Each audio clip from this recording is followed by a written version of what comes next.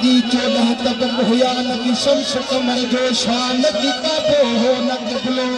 न की हुयो पान अल्लाह उते अनवर शान अदा केर करे बुझ गालियों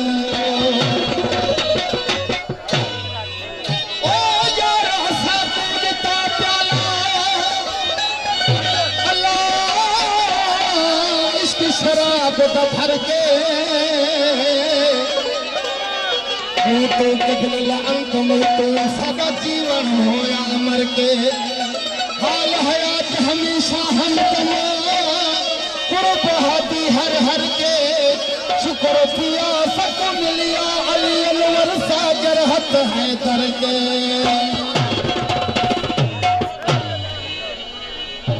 हो अज बीमारी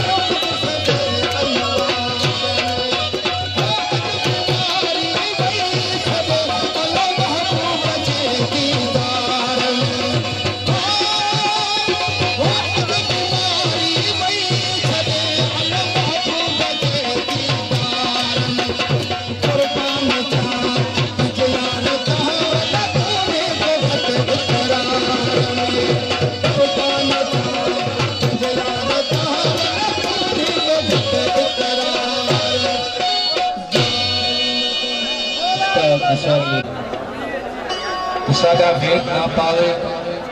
कहे आदम करे दावे लखा आवे लखा जावे तो साडी जात बिस्मिल्लाह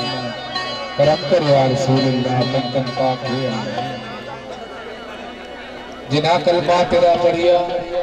तो दिल दे नाल चा चढ़िया बना काफिर बाहर तड़िया किताब दिल पर सल्ला करम कर या रसूलुल्लाह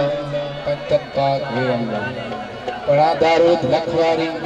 मिटे सब दर्द बीमारी खुला है बाग बहारी किया सावा सदा सल्ला छुपया है दूर विचोले बंदू दे ऐब ना छोले अदब दे क्या बोले किताब कान तजल्ला करम कर या रसूलुल्लाह बंदन पाक है अल्लाह हेलो स्टा इशारा मदद जो कलाम ॿुधाईंदो